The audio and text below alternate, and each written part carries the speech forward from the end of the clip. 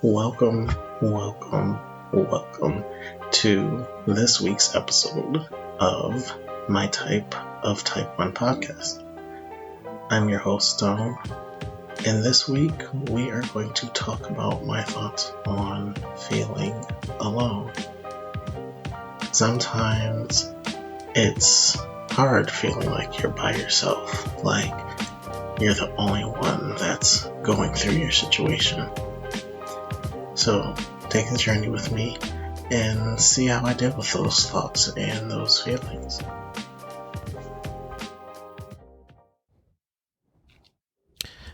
Am I alone?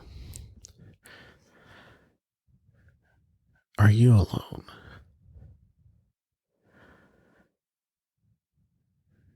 Have you ever felt like no matter what, you were the only person going through your situation? Well, that's how I feel sometimes. It feels like I'm the only one with type 1 diabetes. I'm the only one living with this disease. And it actually does get kind of lonely. You live your life and you sit back and you watch everyone around you. They get to eat what they want, drink what they want, not have to worry about anything.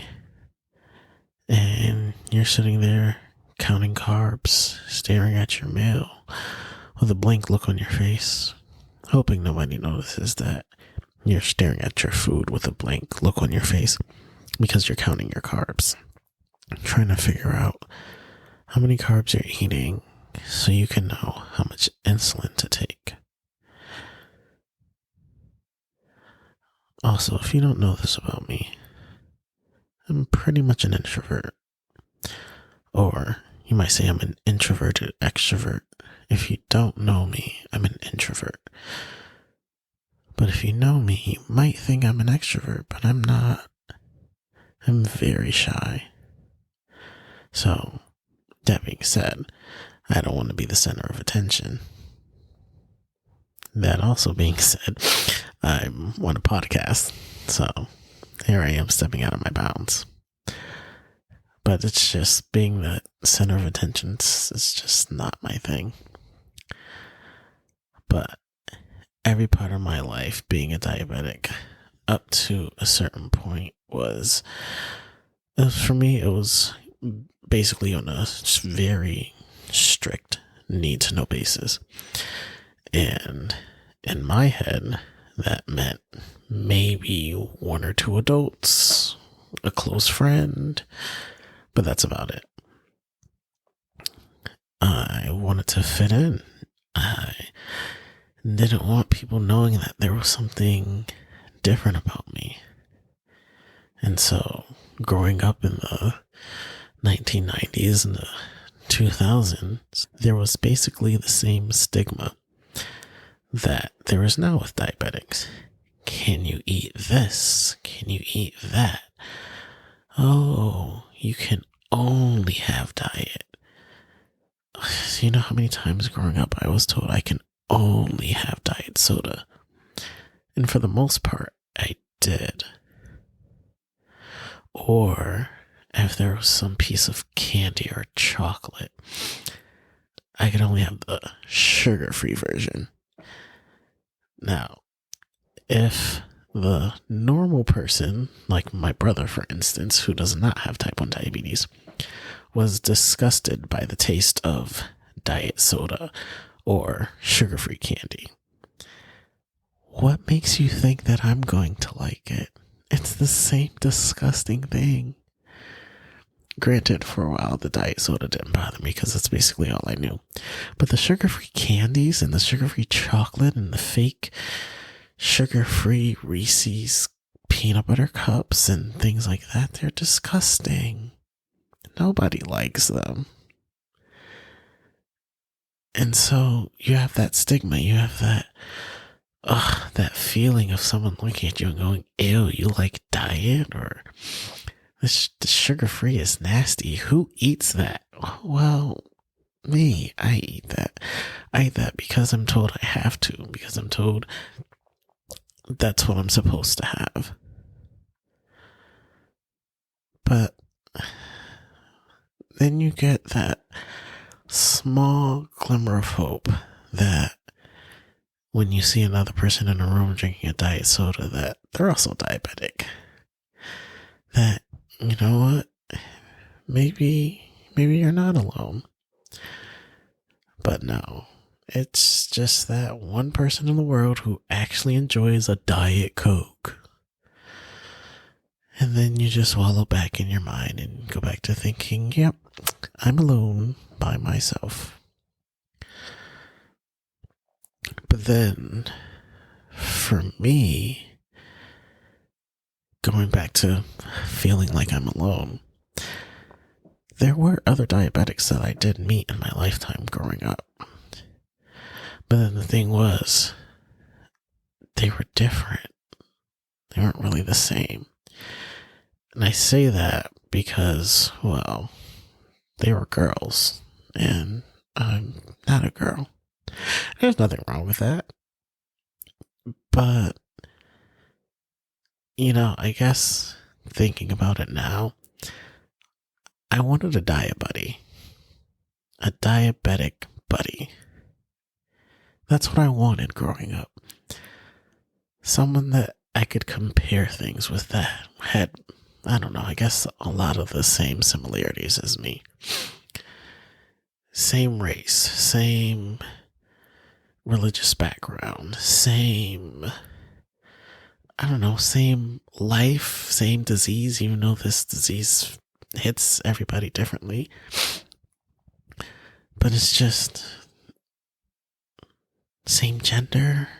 I don't know. But it's different when they're not. And so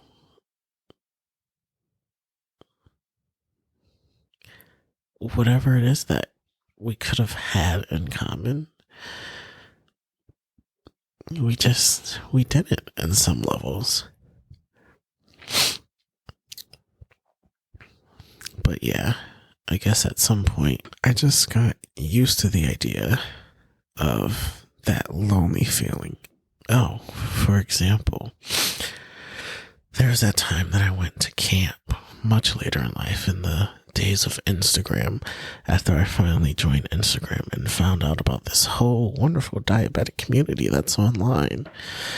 I would hear all these other diabetics post and talk about how they went to camps when they were younger of 500 kids and they're all diabetic and they'd get to stay a weekend or a full week and just have this whole diabetic life and all these diabetic friends that they all had all the same things in common because it's a camp full of diabetics.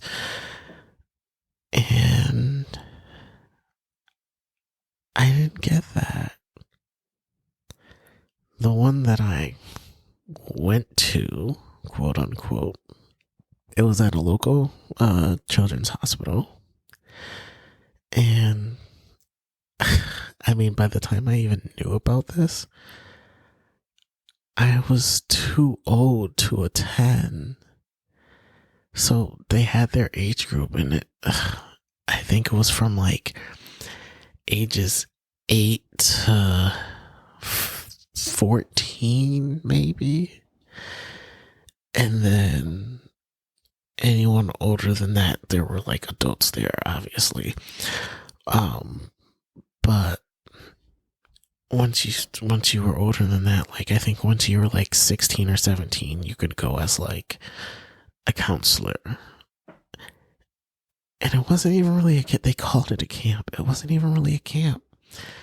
It was one day. It was one morning. It was a Saturday morning. And I can't even remember why the endocrinologist even recommended that I go, but she did. She knew I was out of age, but they said they'd make an exception because I think I was like 15. But whatever the age was, I was out of the age range to actually attend. So they said I could attend as like a helper. So it's like, I'm not one of those little kids that go, but I'm also not old enough to like be a counselor, I guess you would call it. So I was in between. I could like help out in between. And she made it seem so glorious that there would be all these other kids in there. And I mean, there was probably about 12 people in the room. And yeah, she just made it seem so glorious. Like, oh, when it's time to eat, we're all going to take out our blood sugar meters and test our sugars and bolus our insulin. I despise that word, bolus. I really do. I don't like it. I take my insulin. But yeah, we would all test our blood sugars at the same time. We would all take our insulin at the same time. They'd order pizza. I was fairly new to carb counting at the time, if my memory serves me right. So, you know, I was like, oh, we all know how many carbs we're eating. Obviously, they had diet sodas. But I went. It was very interesting. I was definitely too old to be there. I mean, like, everybody in there was like 8 or 9, maybe even up to like almost 12. So here I am, like, you know, 2 to 3 years older than them, basically old enough to be a counselor, even though I'm not. And I'm playing the games with them, and I don't even remember doing this stuff, being at the camp for this one random Saturday. Like, I don't even know if they did this monthly. I don't know if this was like every first Saturday of the month they did this, every second Saturday of the month, or if it was like, hey, this one summer we're going to do this one thing for this one day for 4 hours at the local children's hospital. Again, none of it really made sense, but I went. And it was okay. I mean, did it feel good to know that when it came time to eat, I didn't have to go hide in a corner to go test my sugar? Sure. Did it feel good not to try to go hide and find somewhere to take my insulin? Yeah, I mean, we just all whipped out our meters and did what we had to do, and it was a little comforting. It was a little bit normal, I guess. But I mean, it was such a short period of time that, I mean, I barely even remember it to this day. I see these other people online, they're like, I used to love camp and love my camp friends and all these other things, and they like have actual solid memories behind this. And I didn't have that. And so that just brings me back to that feeling of being alone. And I kind of carried that with me throughout life, basically until about 2018. I think it was in about 2018, that's when I actually made my other Instagram page, my Stone T1D Instagram page, which is now my Stone T1D Dad Instagram page. But yeah, that's kind of when I made that other page. And that's when I kind of learned why they call it a diabetic community. I mean, it is. I'm still in it. I'm still a part of it. I still have this Instagram page. I post on it. Maybe not as much as I used to. Maybe it's not as much as I should, but I'm still on there. I'm still active.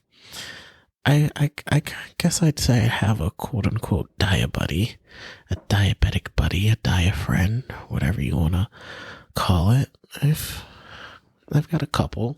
Never met them in person. They're just, you know, those online people that you connect with and talk to. But it's nice. It's nice to see that there's other diabetics out there that had it different than me, I guess. They had the experiences. They didn't feel alone.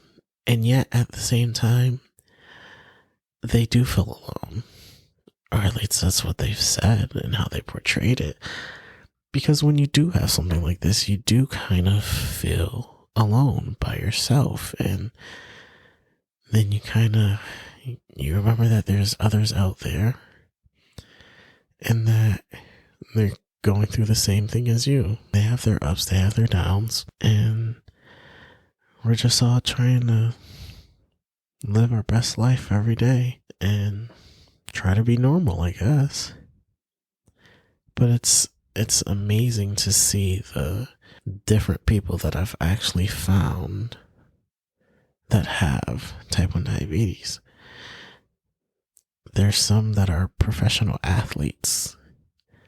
There's some that are actors. There's some that are what we call today content creators. Who even knows what that means anymore? But I mean, they're just your regular everyday people, but they're not. I've met someone who's in the same field of work that I do. But yeah, I say all this to say I'm not alone. I'm not. You're not alone either. We're not alone. There's others. Like I said, we all have our good days, we have our bad days, we have our ups, we have our downs. Some of us have them at the same time. Some of them have them at different times. But yeah, having this disease, autoimmune disease, it takes a toll on the mind. It makes you feel like you're by yourself, like you're the only person in the world going through this. But you're not. You just have to realize it. You're not by yourself.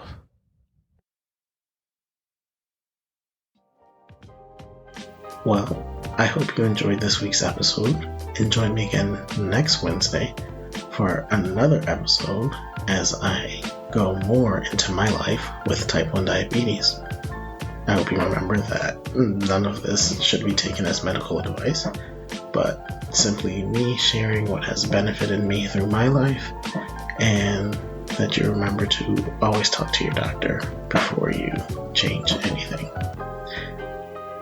Please feel free to hit the follow button or the plus button on your podcast player, and if possible to leave a review or a 5-star rating.